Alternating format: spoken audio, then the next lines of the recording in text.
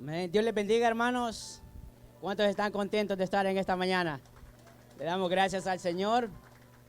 Hoy comenzamos una nueva serie titulada Las 7 cartas a las 7 iglesias.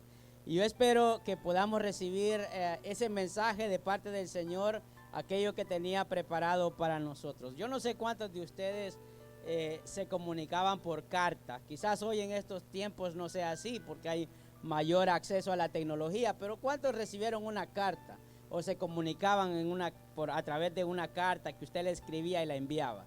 ¿Verdad que varios? Yo recuerdo, y voy a darle esto de introducción, yo recuerdo cuando vine a este país y me tocaba comunicarme con mi esposa. En aquellos tiempos habían unas tarjetas que eran de tarjetas que uno las tenía que comprar para llamar. Y por $10 solo podía hablar 7 minutos. Y yo, no, está muy caro eso. Entonces venía yo y escribía, agarraba lápiz y papel y le escribía a mi esposa. Cada 2 semanas yo le escribía una carta y le ponía todo lo que yo sentía por ella, ¿verdad? Porque muchas veces no nos atrevemos a decir las cosas de una manera personal, pero escribimos todo en ese papel. Si usted ama mucho a esa persona, pues le pone un corazoncito y una flecha y le está dando un mensaje, ¿verdad?, con lo que usted escribía. En esta mañana vamos a comenzar esta serie porque son cartas que el Señor le envió a la iglesia, y yo quiero que nosotros debemos de entender qué mensaje el Señor tiene para nosotros. Y vamos a comenzar hablando acerca de la iglesia de Éfeso. Y si usted se dará cuenta, en la Biblia hay un libro que es los Efesios, y eso nos habla un poco del preámbulo de lo que Pablo mencionaba en esa iglesia. Entonces le pido que usted pueda abrir su mente y abrir su corazón para que pueda recibir el mensaje que el Señor tiene para nosotros.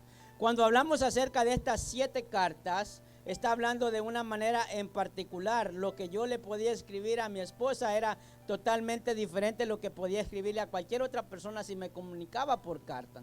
Ahora, el mensaje no cambia, la manera como se envía es diferente, pero el mensaje debe de ser el mismo. Entonces vemos ahí, hermano, de que esas cartas que el Señor envió, muchos historiadores, solo le estoy dando un poco para que usted pueda entender de qué vamos a hablar en estas 7 semanas, porque son 7 cartas que el Señor envió. Esas cartas, los historiadores piensan que las enviaron esas 7 a las 7 iglesias. No quiere decir que se las enviaba una a cada iglesia, sino que la de esa iglesia le enviaba 7, la otra enviaba 7, porque no era exclusivamente una carta para la iglesia, era una en particular, pero les hacía saber también lo que estaba pasando dentro de las otras iglesias. Por eso es muy importante que entendamos dónde eran que el Señor envió estas 7 cartas. Si usted ha escuchado este país llamado Turquía, allí estaban ubicadas esas 7 iglesias, y nos vamos a identificar porque esas 7 iglesias o esas 7 cartas, como el Señor la envió, son los estados que probablemente como cristianos tenemos. Estando aquí podemos saber 7 tipos de iglesias o 7 cartas que el Señor puede enviarnos a nosotros, y usted se dará cuenta acerca de esto. Por eso conocemos acerca de esas cartas que el Señor enviaba, nos daba a conocer quién es Él. Fíjese, muy importante, y vamos a leer lo que dice la Escritura en Apocalipsis capítulo 2 versículo 1. Si usted me acompaña en la lectura, por favor, dice la palabra de la siguiente manera. ¿Lo tiene? Apocalipsis capítulo 2 versículo 1, dice así: escribe al ángel de la iglesia en Éfeso. ¿Lo tienen? Todos juntos, ayúdenme. El que tiene las 7 estrellas en su diestra, el que anda en medio de los 7 candeleros de oro, dice esto. Ahora mire lo que dice. Él dice, yo estoy diciendo esto. Él hace una descripción de él, del enviador. ¿Quién es el enviador? Jesucristo, a quien le mandó este mensaje a Juan. Si usted se recordará o habrá leído o habrá escuchado, fue el último apóstol que pasó sus días, hermano, en una isla. Ahí el Señor le dio la última revelación y dice esto. Dice, yo conozco tus obras y tu arduo trabajo y paciencia, que no puedes soportar a los malos, y has probado los que dicen ser apóstoles y no lo son, y los has hallado mentirosos. Has sufrido y has tenido paciencia, y has trabajado arduamente por amor a mi nombre, y no has desmayado. Pero tengo contra ti, que has dejado tu primer amor. Recuerda, por tanto, de dónde han caído y arrepiéntete y haz las primeras obras.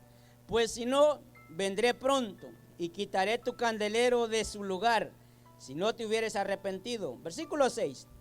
Pero tienes esto, que aborreces las obras de los nicolaitas, las cuales yo también aborrezco. El que tiene oído, oiga lo que el Espíritu dice a las iglesias. Al que venciere le daré de comer el árbol de la vida, el cual está en medio del paraíso de Dios. Esta, hermanos, es la primera carta que el Señor envía a la iglesia de Éfeso. Esa iglesia que es muy parecida, si usted se dará cuenta, las descripciones que el Señor hace. Hermano, es algo muy interesante que nos damos cuenta que esta iglesia se movía mucho por el amor de Dios. Pero como en todo, es como cuando usted se enamora de su esposa hoy, cuando se enamoró y eran novios, era un amor intenso, una pasión. Usted era detallista, pero cuando ya se casó, al estar tanto tiempo con su esposa, como que ya hasta el día del cumpleaños de ella se le olvida, el aniversario menos, no le da flores, no tiene detalles, está ahí, provee, trabaja, le da lo que necesita, pero no tiene ningún tipo de atención. ¿Alguna de las hermanas se podrá identificar con eso? O sea, decimos nosotros, yo amo, trabajo duro, no te falta nada, pero no hay algo más que había al principio. Mira, hermano, cuando hablamos de esto, el Señor claramente le está diciendo a esta iglesia cuánto nosotros podemos amarlo a Él. Eso es lo que es el mensaje que el Señor le dice. Esta iglesia, hermano, fue una iglesia que se movía por amor y por la doctrina de aquellos hombres que habían establecido a través de lo que Dios le había dicho a los apóstoles. Habían perseverado en la doctrina. Entonces es muy importante que nosotros entendamos que estas cartas que el Señor envía, y le leo esta porque es importante que entendamos que es una carta que tiene un mensaje aplicacional a nuestras vidas. No simplemente de saberlo, sino ver la condición en la que nosotros nos encontramos. Vemos ahí que en esta introducción, al leer esta primera carta que el Señor le manda a la iglesia de Éfeso, vemos que el Señor no solo se interesa por las cosas que nosotros podemos hacer, sino que también por qué lo hacemos, lo que hay dentro de nuestro corazón. Ahora, todos ellos amaban al Señor. Le digo amaban porque quiero que nosotros conozcamos más acerca de esta iglesia de Éfeso en la actualidad, de lo que ahora se encuentra, en lo que el Señor le envió esta carta. Le voy a pedir que pueda prestar atención a este video informativo de lo que quiero que nosotros podamos ver. Por favor, preste atención. El libro de Apocalipsis comienza con cartas dirigidas a las 7 iglesias que están en Asia. Esta Asia geográficamente se ubica en lo que hoy es Turquía y las 7 iglesias se encuentran en el oeste de esta nación. La primera carta está dirigida a la iglesia que está en Éfeso. La antigua Éfeso fue un puerto comercial y un centro cultural y religioso muy importante en el Imperio griego. Sus ruinas son, hoy en día, las más grandes en extensión en todo el mundo. Aún se puede ver el anfiteatro mencionado en Hechos 19, en donde los discípulos impidieron ir a Pablo porque se había armado un gran alboroto. A pocos metros de las ruinas antiguas se encuentra el Éfeso moderno, ahora llamado Selçuk, en honor a los turcos que reconstruyeron esta ciudad. Selçuk tiene una población de 40.000 habitantes, y aunque antes tenía una pequeña iglesia evangélica, lamentablemente cerró y ahora no hay ninguna iglesia cristiana en este lugar.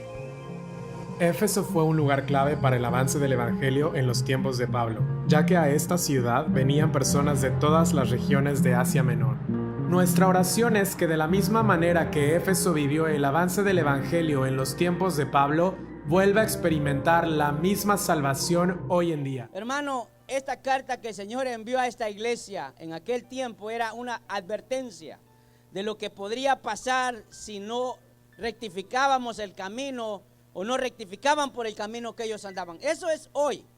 Ahora, ese mensaje no solamente es para ellos, sino también para nosotros el día de hoy. Por eso, al finalizar esta parte dice: el que tenga oídos, oiga lo que el Espíritu dice a las iglesias. Se da cuenta que no dice específicamente a la iglesia de Éfeso, sino está diciendo a las iglesias, a las otras iglesias a las cuales el Señor le envió este mensaje. ¿Por qué pasaba todo esto? Pablo había entrado a esa ciudad en Hechos capítulo 19. La palabra describe cuando Pablo entra a esa ciudad y había una persona llamada Demetrio que hacía, hermano, esculturas de una diosa llamada Diana. Si usted se recuerda o ha leído, nos damos cuenta de algo muy importante. En esa ciudad había dos tipos de personas. Habían aquellos que eran idólatras y aquellos que eran firmes en la doctrina del Señor. Pablo lo menciona en Hechos capítulo 19 cuando vemos ese pasaje.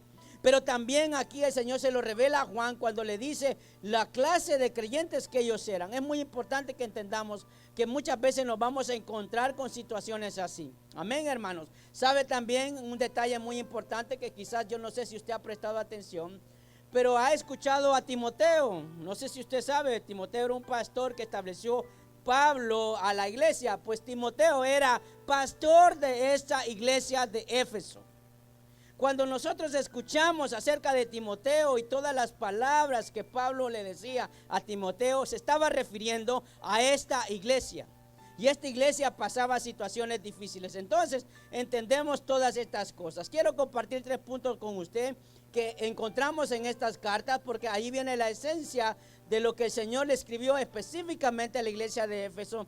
Y nosotros tenemos que ver, si yo soy la iglesia del Señor, ¿en qué etapa estoy yo? Porque estas iglesias o estas cartas que el Señor mandó fueron diferentes direcciones o diferentes ubicaciones. Eso nos da a entender de que hay un grado de madurez que puede haber, porque algunos están en alguna posición, en algún lugar, pero otros en otra. Ahora debemos de vernos primeramente como creyentes, en qué lugar nosotros nos encontramos, y como iglesia al estar aquí, en qué lugar nos encontramos y en qué hace referencia el Señor con estas cartas. Entonces ahí usted tiene sus notas, por favor. Sabe, muy importante en estas cartas podemos encontrar 3 cosas. Primero, que Dios reconoce las obras y dedicación. Diga conmigo, obras y dedicación. Fuerte, por favor, obras y dedicación. Dios las reconoce. Crea que a veces nosotros pensamos que las cosas que hacemos son indiferentes. Y el gran problema que muchas veces tenemos es que queremos agradar a alguien y no a Dios. Dios lo ve todo. Dios ve con qué intenciones hacemos las cosas. Mire lo que dice Efesios, capítulo 2, versículo 10. ¿Lo tienen? Dice la palabra del Señor: porque somos hechura suya, creados en Cristo Jesús para hacer buenas obras, las cuales Dios preparó de antemano para que anduviésemos en ellas. ¿Sabe lo que tenía la iglesia de Éfeso? Que hacía esas buenas obras. El Señor se los dice, le dice: ustedes han hecho buenas obras, ustedes no han desmayado en las cosas que han hecho. Porque eso es lo que dice en Apocalipsis capítulo 2, versículo 2. Dice: yo sé todo lo que haces. Yo sé todo lo que hace. Dios sabe todo lo que usted hace. Dios sabe si usted se esfuerza para venir a la iglesia. Dios sabe si usted se esfuerza para servir en la iglesia. Dios sabe si usted se esfuerza o tiene batallas. Solo el hecho de poder ser cristiano y perseverar en este camino, Dios lo sabe. Amén, hermano. Sabe el arduo trabajo. Mire, este evangelio no es simplemente ser creyente. Va a tener que pagar un precio. Va a tener que hacer algo por la obra. Por la obra de Dios, indudablemente. Ahora, el pago lo va a recibir de parte del Señor. El problema es que como creyentes estamos pensando en qué yo puedo obtener de Dios y no qué es lo que yo le puedo dar a Dios. Y a Dios lo que quiere primeramente es un corazón, y que lo que hagamos, lo hagamos de verdad con un genuino amor, porque eso es lo que Dios quiere. Y usted se dará cuenta, dice Apocalipsis capítulo 2, versículo 2: yo sé todo lo que haces. En esta versión NTV: he visto tu arduo trabajo y tu paciencia con perseverancia. Sé que no toleras a la gente malvada. Has puesto a prueba las pretensiones de esos que dicen ser apóstoles, pero no lo son. Has descubierto que son mentirosos. Has sufrido por mi nombre con paciencia sin darte por vencido. Y mire, ahí todo va bien. Allí es bonito cuando le están echando flores, ¿verdad? Porque el Señor dice: sé tus sacrificios, Sé que has perseverado en la sana doctrina. Sabes identificar los que son falsos y los que son verdaderos. Porque tú has sido estudioso, has sido fiel a la enseñanza que se te ha dado. El Señor lo mira todo eso. El Señor ve que también, a pesar de todo, cuando dice la palabra, hermano, que ha podido perseverar y tolerar aún sabiendo aquellos que son malos y saber denunciar a aquellos que no agradan al Señor. Él lo menciona, y eso usted sabe de que eso causa muchas veces peligro, incomodidad, el rechazo. A veces se pueden perder privilegios que el mundo da solo por el hecho de mantenerse firme, porque dice la misma palabra que si somos amigos del mundo, nos volvemos enemigos de Dios. Entonces, cuando usted mira a alguien que abraza al mundo y se siente cómodo, hay un problema, porque simplemente es más del mundo que de Dios mismo. Entonces, el Señor les está diciendo a través de esta carta que les envía y que le reveló a Juan, que Él conoce todas las cosas. ¿Sabe? Cuando vemos que la palabra menciona que resiste, hermano, resiste a todo aquello, no permitía que la iglesia se contaminara. Y usted sabe que a veces somos así. O sea, hacemos de la iglesia un centro de exclusividad y nos volvemos tan duros que nos olvidamos la base de por qué somos fieles a la palabra. ¿Y sabe cuál es? El amor. El Señor está mandando un mensaje a la iglesia. El Señor le está diciendo a la iglesia: sos crítico para aquellos que andan mal. Eres duro y no le das oportunidad. Y haces bien, porque si el que está mal, está mal. Pero aquí viene, hermano, lo que debe de impactarnos a nosotros. Lo que sigue diciendo la palabra, que es acerca de la queja que Él tiene con nosotros. ¿Y dónde encontramos, hermano, que hay que pagar un precio? Porque la gente en estos tiempos, la iglesia está vendiéndole a los creyentes que este evangelio es fácil. Y por eso cuando se encuentran en lugares donde se les dice la verdad, lo que dice la palabra, no les gusta, porque quieren que se les digan las cosas que son agradables al oído. Y ahí vemos, hermano, en el Antiguo Testamento, cuando en una ocasión David desobedió a Dios, cuando él puso a hacer un censo al ejército y le dijo uno de sus asesores: no lo hagas, vas a desagradar a Dios. Él quería saber la cantidad de soldados que tenía para que, de acuerdo a eso, saber si podía derrotar a sus enemigos. ¿Y sabe qué significaba eso? Era desconfiar de Dios. Es desobedecer a Dios, es poner la confianza en Él y no en lo que Dios podía hacer. Y ahí lo menciona en Primera de Crónicas, capítulo 21, versículo 22. Y mire lo que dice. Después que el Señor le dijo a David, y David reconoció que había fallado: ¿qué quieres, David, que haga contigo? Le dio 3 opciones y ninguna de esas 3 fueron agradables. Le doy de tarea para que lea Primera de Crónicas, capítulo 21, de todo el capítulo 21, y que llegue hasta el versículo 22. Pero aquí encontramos algo muy importante. Luego que David reconoció que había fallado al Señor, tenía que ofrecer sacrificio para que fuera perdonado y agradable delante de Él. En versículo 22 dice: David le dijo a Arauna, o sea, un jebuseo: permíteme comprarte este campo de trillar por el precio total. Así podré edificar ahí un altar al Señor para que detenga la plaga. Tómelo, mi señor el rey, y úselo como usted quiera. Era el rey, no se le podía negar nada. Le respondió Arauna a David: yo le daré los bueyes para las ofrendas quemadas y los tablones de trillar como leña para hacer un fuego sobre el altar, y también le daré el trigo para la ofrenda de cereales. Se lo daré todo. Pero el rey David le respondió a Arauna: no, insisto en comprártelo por el precio total. No tomaré lo que es tuyo para dárselo al Señor. No presentaré ofrendas quemadas que no me hayan costado nada. Escuche esto. Y esto es una manera de la forma en la que David miraba ese momento. Para él era fácil obtener todo lo que necesitaba. Poder utilizar el terreno, el lugar donde quería ofrecer sacrificio. Podía coger todos los animales que estuvieran ahí. Él era el rey, nadie se le iba a oponer. Pero él dijo: yo voy a pagar por eso, porque tengo que ofrecer un altar de sacrificio, y era porque reconocía que le había fallado al Señor, y el Señor había enviado una plaga que iba a matar a mucha gente por su desobediencia. Por dudar, yo le recomiendo que lea ese capítulo 21 de Primera de Crónicas. Pero ¿a qué lo quiero llevar? De que cuando el Señor le dice a las iglesias, yo reconozco tu esfuerzo, yo sé que haces las cosas a pesar que estás cansado, y sé que estás pagando un precio, porque muchas veces pensamos de que lo que hacemos aquí no tiene una recompensa, y sí tiene una recompensa, amado hermano. Todo lo que hacemos en el Señor tiene una recompensa. Ahora, el gran problema aquí es con qué intenciones nosotros lo hacemos. Usted se recordará cuando Pablo le envía una carta a Timoteo y le dice, aviva el fuego que está en ti.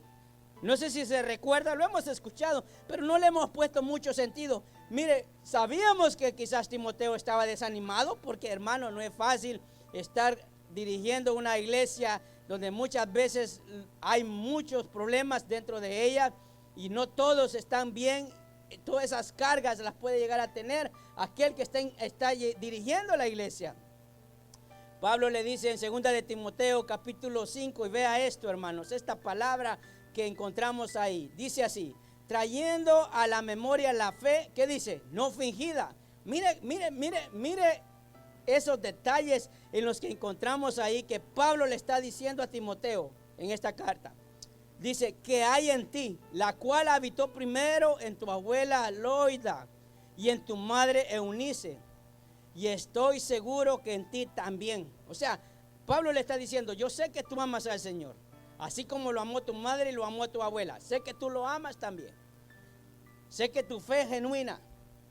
Dice ahí, por lo cual te aconsejo que avives el fuego del don de Dios que está en mí por la imposición de mis manos. Le está diciendo, te aconsejo, Timoteo, que te acuerdes de ese primer amor. Que te acuerdes de lo que sentías cuando hacías las cosas. Que te acuerdes cuando viniste a Cristo. Que te acuerdes que cuando ibas a la iglesia hacías todo por llegar a la casa del Señor. Cuando no teníamos nada, cuando a veces estábamos, hermano, caminando para llegar a la iglesia. Cuando no tenía carro, agarraba un bus para llegar a congregarse y aprender la palabra. Cuando vivía en un cuarto, usted se gozaba porque tenía una cama donde dormir. Ahora tiene una casa y quiere una más grande. Que el Señor le está diciendo a la iglesia, acuérdate de todo lo que hemos hecho. Y a veces nosotros somos así, hermanos. Quizás vinimos a Cristo en un lugar donde apenas había una galera y piso de tierra, y usted con todo el amor se arrodillaba delante del Señor. Pero hoy venimos acá, hermano, y todavía vemos si no está sucia la carpeta. Dios guarde, y aquí es que es carpeta, y en otros lugares que es piso duro. El Señor nos está diciendo, hermanos, que Él mira todo lo que nosotros hacemos, y se nos ha olvidado algo muy importante. Por eso Dios reconoce en esa carta las obras y la dedicación. Recuerde algo, nosotros no nos salvamos por obras, pero Dios nos salvó para obras. ¿Entiende? Hay una gran diferencia. Dios no te salva por obras, pero Dios te salva para obras. No por obras, sino para obras. Dios te salvó para que anduvieras en esas obras que Él tenía predestinados para su iglesia. Amén, hermano. Yo creo que le iba a dar un aplauso al Señor por eso. Entonces, vemos ahí, hermano, que debemos de ser pacientes para poder servir en la obra del Señor, para proclamar la verdad, para poder, hermano, entender que Dios quiere una iglesia decidida y disciplinada. Una iglesia, esta iglesia, algo que tenía, que podía discernir, que se preocupaba por la pureza de la palabra, cosa que en muchos lugares es lo que menos les importa. No les importa la pureza de la palabra. Miro algo indebido y me hago como el tuerto, ¿va? Con un ojo miro y con la otra mitad no me funciona. O sea, a conveniencia. Y no es así, hermano. La palabra tiene que ser dada con pureza.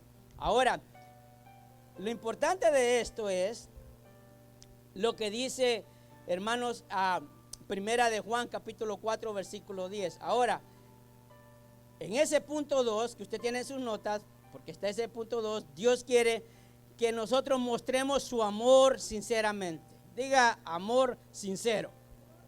Amor sincero. Mire, hermano, Qué bonito es que cuando uno empezó su matrimonio, le voy a contar mis experiencias, hermano. Como yo conozco a mi esposa desde el principio, desde que estaba bien cipote, yo recuerdo que no teníamos dinero para ir a la universidad. Y de una soda, de una Coca-Cola, tomamos los dos. Y nos gozábamos, hermano. Un jaloncito ella y otro yo. ¿Verdad? O sea, con lo que yo tomaba, luego se lo rellenaba con saliva para que le sintiera más gusto. Mira, qué rico. ¿Verdad? Para que se dé cuenta, así es rico comer, ¿verdad? Que le metían la mano a la comida de uno y uno feliz. Pero cuando va pasando el tiempo, las cosas cambian. Ya uno hasta mantiene distancia para que usted no se acerque lo que van a comer, ¿verdad? Hermanos, Dios quiere que mostremos ese amor sincero. Y ahí viene esto que encontramos en Primera de Juan capítulo 4. Mire lo que dice la palabra. Amados, amémonos unos a otros, porque el amor de Dios, todo es de Dios. Todo aquel que ama es nacido de Dios y conoce a Dios. Y el que no ama no ha conocido a Dios, porque Dios es amor. Diga, Dios es amor. En esto mostró el amor de Dios para con nosotros, en que Dios envió a su Hijo unigénito al mundo para que vivamos por Él. Fíjese estas palabras que está diciendo la Escritura, que nos menciona que Dios es amor, que podamos amarnos unos a los otros. Y ahí encontramos en la carta que el Señor le manda a la iglesia de Éfeso, donde dice claramente: tengo una queja contra ti. El Señor dice: sé que te sacrificas, sé que te esfuerzas, sé que te mantienes puro en la doctrina que se te ha dado. Sé que tú haces todo para agradarme, a pesar que estás cansado, sigues haciendo las cosas. Pero dice la misma palabra en Apocalipsis 4:4. Mira a dónde Dios nos está llevando con esta carta. Dice: pero tengo una queja contra ti. No me amas a mí, no me amas a mí, ni se aman entre ustedes como al principio. Escuche esto. Está diciendo a esa iglesia: ya no me aman a mí, y mucho menos se aman entre ustedes. Aunque denuncias a los falsos apóstoles, aunque eres firme y fiel a la palabra, pero no me amas a mí, y mucho menos amas a tus hermanos. El Señor está dando una advertencia. Nos está diciendo claramente que no solo basta ser fieles a la palabra, que no solamente basta discernir entre el que es falso y verdadero, sino que muchas veces no cumplimos esta parte que también está en la Escritura, que podamos amarnos unos a los otros, porque dice la palabra: Dios es amor. Y sigue diciendo, hermano, en Apocalipsis 4:5, mira hasta dónde has caído. Vuélvete a mí y haz las obras que hacías al principio. Sabe que cuando uno habla acerca del primer amor, está hablando de no solo decir: ay, sí, verdad, voy a hacer como antes. No, es hacer las cosas que se hacían al principio. En una relación, hermanos, si usted quiere rescatar una relación, si realmente quiere rescatar una relación familiar, una relación personal, cualquier tipo de relación, lo que tiene que hacer es las cosas buenas que hacía al principio. Esos detalles que se podían tener para agradar, dejando de pensar en usted, sino pensar en el otro. El Señor está diciendo: haces todo eso, pero no me amas a mí. Hay gente que puede servir a Dios, hermano, pero no ama a Dios. Hay gente que puede servir en la iglesia, pero no ama a su hermano. Ama lo que hace. Se quiere sentir, hermano, importante. Se quiere sentir que Él es el único. Y ahí es donde Dios empieza a tener problemas en la iglesia. Por eso lo estaba diciendo eso, hermano. Y muchas veces podemos nosotros ser así. Dios quiere que todas las cosas que usted haga, las haga por amor. Ahora le hago una pregunta: ¿usted cree que todas las cosas que se hacen en la iglesia se hacen por amor? A veces se hacen por compromiso, a veces la gente lo puede sentir por obligación. Por eso cuando nosotros servimos al Señor, servimos porque somos fieles a Él. No le va a servir para que le sea fiel. ¿Entiende, hermano? Porque a veces la gente dice que quiere servir al Señor para componerse. No, compóngase primero y sirva al Señor. El servir al Señor no te va a componer, porque lo vas a empezar a hacer bien, pero lo vas a hacer con tus fuerzas, porque no lo estás haciendo para Dios. Lo estás haciendo quizás para agradar a alguien. Y ahí, hermano, es donde el Señor nos está diciendo que nosotros debemos de amar sinceramente. Primera de Corintios capítulo 13, versículo 3 dice así. Dice: y si partiese mis bienes para dar de comer a los pobres, y si integrase mi cuerpo para ser quemado y no tengo amor, ¿qué dice? De nada sirve. Fíjese, no importa los dones que Dios nos haya dado, indudablemente esos frutos espirituales van a ser falsos. Van a ser falsos. No importa, hermano, las cosas buenas que usted haga. Y quiero decirle esto, no es dejar de hacer esas cosas, porque al final todo sirve. No sé si me entiende, todo sirve. Pero lo que Dios está dando la advertencia y quiere que corrijamos es el corazón con la que nosotros estamos haciendo esto. Y eso es lo que dice, le está diciendo el Señor a esta iglesia, hermano, que no olvidemos de dónde Dios nos ha sacado, qué es lo que Dios hizo por nosotros. Cuando alguien nos ayudó, nos tendió la mano, cuando alguien nos amó, nos apoyó. Que no olvidemos esas cosas. Y nosotros nos olvidamos fácilmente. ¿Usted sabía eso? Nosotros no queremos recordar las cosas difíciles que pasamos en la vida. Pero ¿sabe algo? Debemos de mantenerlas presentes, porque entre más presentes las tengamos, más agradecidos vamos a ser con Dios. Y muchas veces no las queremos ni siquiera compartir, porque son causa de vergüenza para nuestras vidas. Y no nos damos cuenta que a veces eso hace que nos alejemos del amor de Dios. Ya no hacemos las cosas por amor, sino las hacemos para obtener un reconocimiento o hacerlas de mala gana. Porque hay gente que le ha hecho un favor a uno obligado. ¿Cuántos han pedido un favor aquí? Levante su mano. ¿O cuántos usted ha hecho un favor a alguien? Pues, ya que a usted no le gusta molestar. ¿Cuántos ustedes en una ocasión le fueron a decir a alguien: tenés que me prestes $1,000? Y usted sabiendo que tiene como 100,000, como quitarle un pelo a un gato.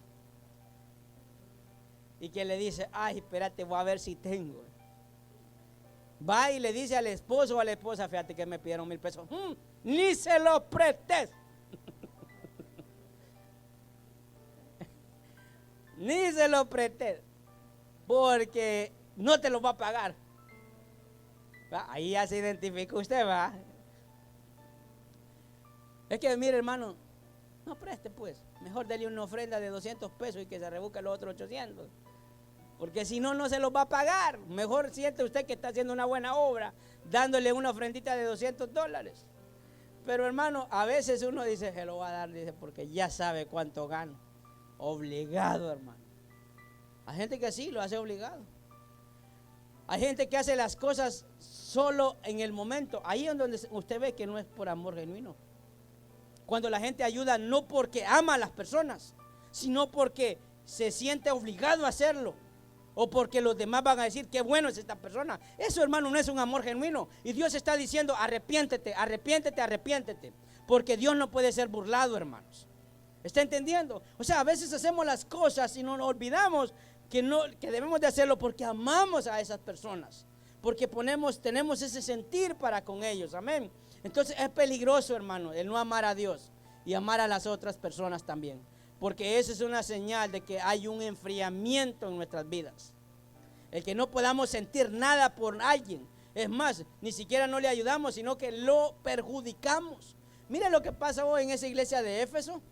Era una iglesia, un lugar donde era idólatra, pero que la sana doctrina estaba ahí. La iglesia de Éfeso fue firme en la doctrina del Señor, pero dejaron de amarse unos con los otros.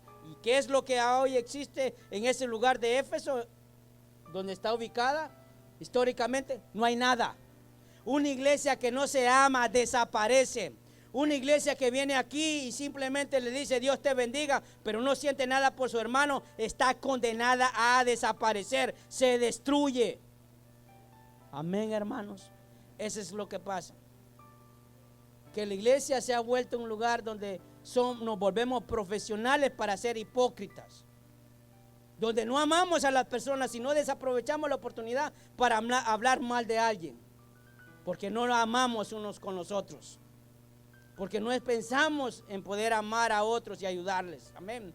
Mire lo que dice Hebreos capítulo 4, versículo 23. Esta carta nos hace ver cómo es el carácter de nuestro Señor Jesucristo y cómo podemos nosotros tomar las palabras del Señor para la iglesia. Hebreos 10, 23 dice así: mantengamos firmes sin fluctuar la profesión de nuestra esperanza, porque es fiel el que prometió.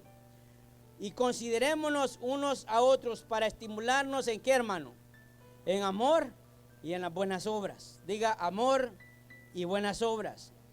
Ahora, no dejando de congregarnos como algunos tienen por costumbre, sino exhortándonos, y tanto más cuando veis que aquel día se acerca. Dice la palabra que nos mantengamos firmes. Escuche, que nos estimulemos en amor y en buenas obras. Ahora, y mire qué bonito las palabras que dice ahí, pero lo que sigue después de ese versículo es algo que nos tiene que llamar mucho la atención. Dice, no dejando de congregarse. Mire, esta pandemia, se lo voy a decir una y otra vez, esta pandemia ha ayudado tanto a la iglesia, porque a través de ella pudimos ver cuánto aquel ama a Dios y ama a su hermano. Cuando nosotros no sentimos necesidad de congregarnos, no me importa Dios y no amo a mi hermano. Yo le voy a decir esto: usted puede amar mucho a su hijo, madre y padre, pero si su hijo se va por 20 años y luego regresa, usted lo va a ver como un completo desconocido. Usted no va a saber qué siente, qué piensa y qué le gusta, porque en 20 años ha cambiado totalmente de aquel que usted conoció cuando se fue. Hermano, el amar es estar cerca. El amar es poder compartir. Yo le dije a mi esposa, y aquí le voy a abrir mi corazón, yo cuando estaba aquí tenía que esperar un trámite de migración para que ella pudiera llegar. Hermano, yo trabajaba solo para el boleto y ir a disfrutar una semana. Año tras año iba, yo dije, no, digo yo, ya no me quiere, ya no me atiende como al principio. Yo le dije la última vez, ¿sabes qué? Yo ya no regreso más. Y yo se lo dije a ella, y se lo digo delante de ustedes, porque mi amor se mantuvo inmovible. Yo no fui así, hermanos. Yo le dije a ella, yo no regreso más, no estoy haciendo nada aquí. Y me dice, ¿ya no me querés? Yo no le respondía, porque yo decía, oiga, tanto tiempo separados. Es mentira que yo iba a tener el mismo amor por ella después de haber estado tanto tiempo alejado de ella, sin comer con ella, sin dormir con ella, sin compartir con ella. Era mentira, hermanos. Uno puede extrañar a esa persona, pero el tiempo hace que esas cosas empiecen a dejarse de sentirse. No sé si me entiende, quizás sea malo, ore por mí si es que cree que no amo a mi esposa. Hermano, pero eso es lo que sucede. Entonces vino ella y dijo, yo quiero este gordito y no lo voy a dejar ir. Entonces vino acá. Cuando ella llegó acá, ya le he dicho, yo dormía en una unipersonal, feliz, hermano, grandísima, sentía esa camita. Cuando ella llegó acá, hermano, a mí me estorbaba, ella quería dormir pegada a mí y a mí me sofocaba. Oiga, yo me sentaba y yo decía, no, yo quiero dormir solito. A mí nunca me ha gustado que me estén sobando la cabeza, que así como que fuera un chuchito. Oiga, a mí no me gusta eso.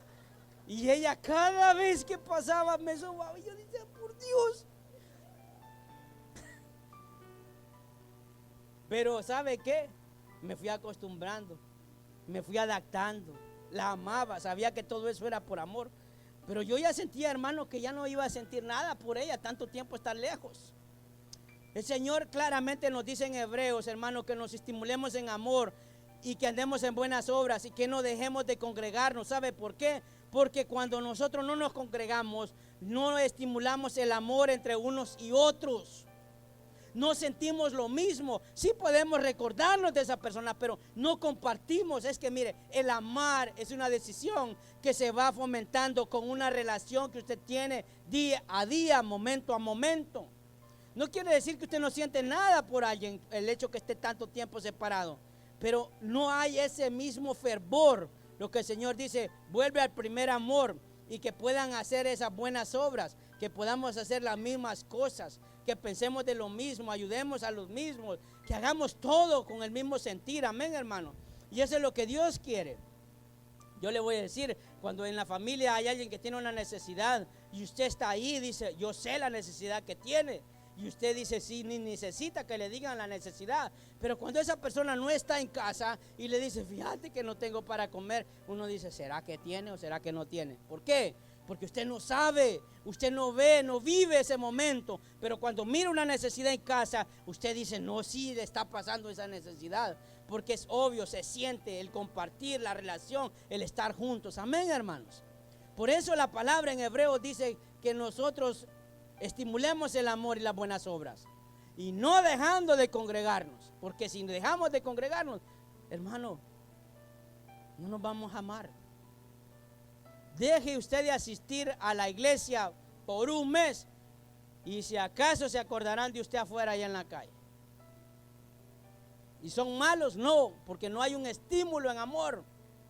Y todos a veces podemos ser así. No debería, pero el Señor dice que nosotros podamos estimularnos en amor. Amén. Por eso, hermano, Dios nos da advertencias. ¿Sabe para qué? Para que nosotros podamos cambiar. Y ya para terminar, ¿sabe también que encontramos que Dios da promesas si hacemos su voluntad? Si nosotros hacemos su voluntad, hermano, Dios tiene promesas para nosotros. Santiago capítulo 4, versículo 4 dice la palabra: oh, almas adúlteras. ¿Lo encontró? ¿No sabéis que la amistad del mundo es enemistad contra Dios?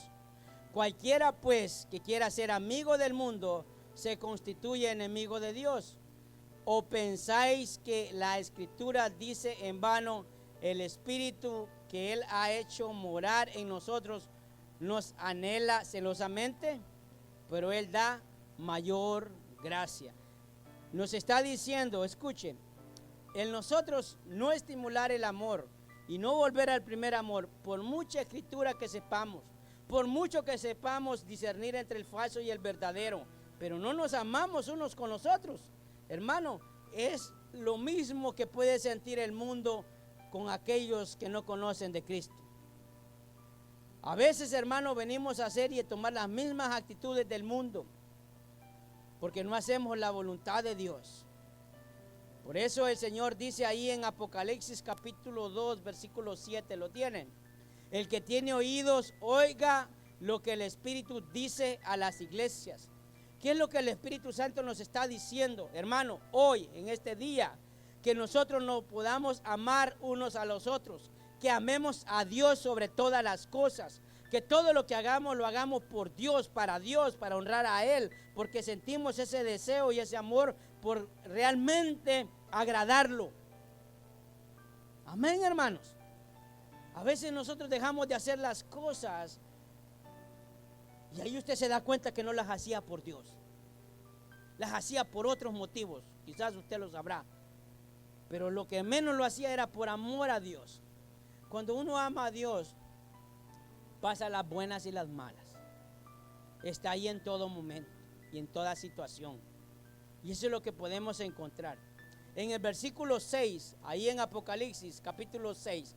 Mire lo que dice la palabra: pero tienes esto, que aborreces las obras de los nicolaitas, las cuales yo también aborrezco. ¿Sabe cuáles eran las obras? Mire cómo el Señor lo lleva: sé tu sacrificio, sé tu esfuerzo, sé todo lo que haces, sé tu paciencia. Ahora tengo una queja contra ti: has olvidado tu primer amor, vuélvete a Él. Y luego el Señor retoma las virtudes de esta iglesia de Éfeso. ¿Qué era lo que pasaba con ellos? Los historiadores dicen que eran personas que enseñaban que lo que se hacía con el cuerpo no afectaba el alma. O sea que en otras palabras era como una filosofía griega donde la gente podía tener relaciones sexuales, podía ser infiel, estar con uno y con otro y no le afectaba su alma, no le afectaba su espíritu. Había una separación entre lo que era el espíritu, el alma y el cuerpo.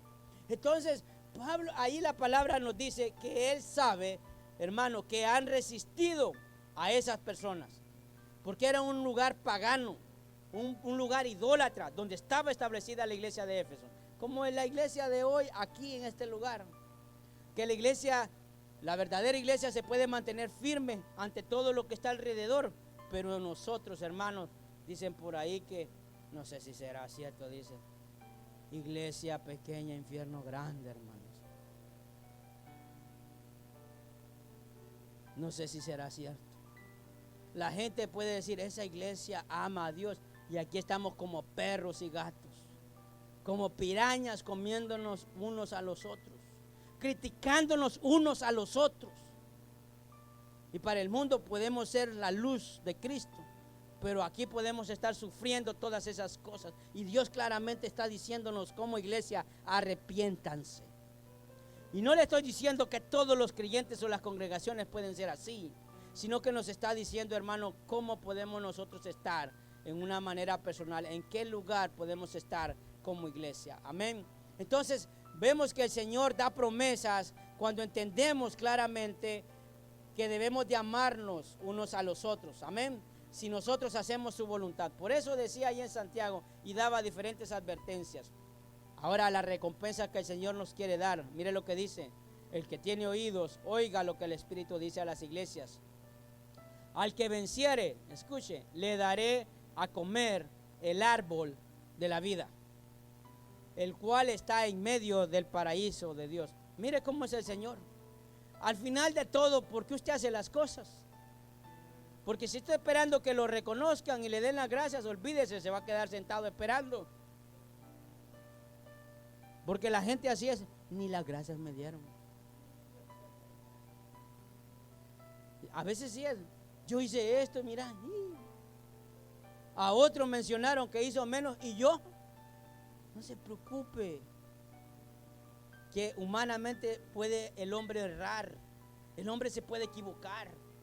A veces, hermano, el que pretende hacer mucho y usted cree que es el que agrada a Dios, es el que quizás más lejos de Dios puede estar. No le estoy diciendo que no sirva a Dios, no le estoy diciendo eso. O sea, pero ¿quién conocerá el corazón del hombre? Engañoso es. Engañoso es, hermano. Entonces tengamos claro esto, de que Dios tiene una promesa para nuestra vida y que todo lo que hagamos será para esto. Como dice que dará de comer el árbol de la vida, o sea, está hablando de la vida eterna, el reino de los cielos para nosotros, amén.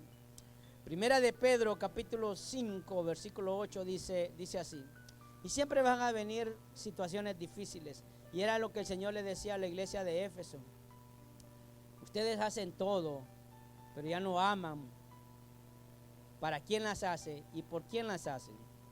Dice Primera de Pedro 5, 8: sed sobrios y velad, porque vuestro adversario el diablo, como león rugiente, anda alrededor buscando a quien devorar, el cual resistid firmes en la fe, sabiendo que los mismos padecimientos se van cumpliendo en vuestros hermanos en todo el mundo.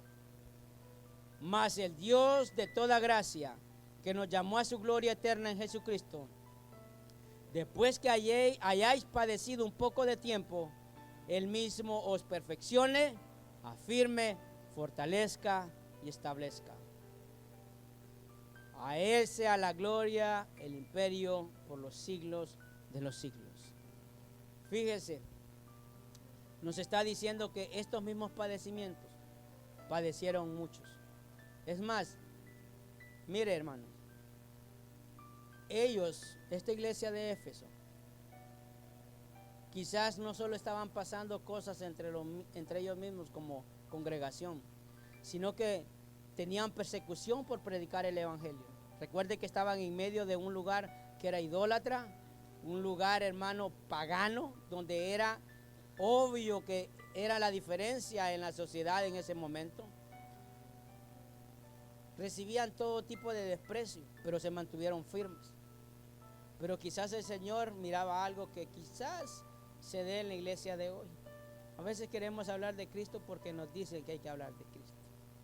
Hablarle a Cristo a aquel inconverso, porque hay que hacerlo, pero no sentimos nada. No sentimos pasión, no sentimos necesidad, no sentimos el anhelo de agradar a Dios, sino que lo hacemos porque nos mandan.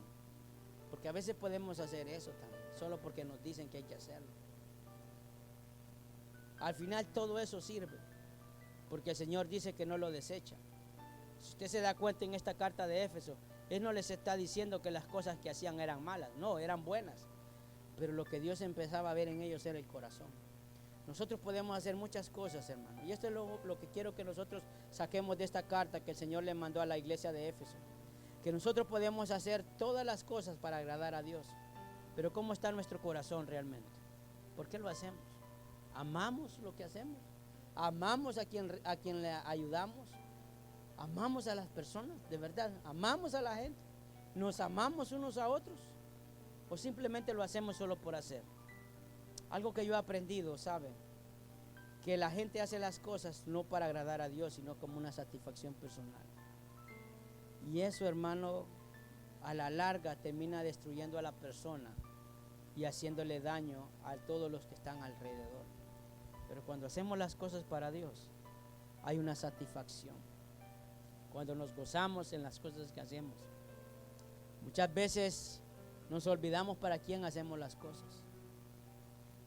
Cuando usted ayuda a alguien, no piense en la persona, piense que lo está haciendo para Dios. Y eso es lo que el Señor le estaba diciendo a esta iglesia. Has trabajado arduamente, pero tengo algo contra ti. ¿Será que eso es para nosotros, hermano? ¿Será que es algo para mí? ¿Será que Dios tiene algo contra mí?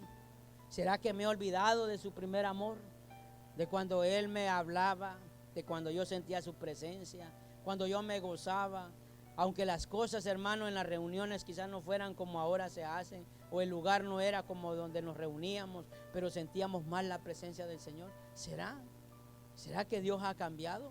¿O será que nosotros hemos cambiado? Bendito sea el Señor. Tome lo que le corresponde a cada uno en esta mañana, esta carta. Dios tiene un mensaje para nosotros. Dios tiene un mensaje para la iglesia de hoy. Esa iglesia de Éfeso está vigente el día de hoy dentro de esta iglesia y quizás muchas congregaciones. Dios mira nuestro esfuerzo, mira nuestro sacrificio, pero Dios también ve nuestro corazón. Cierre sus ojos, por favor.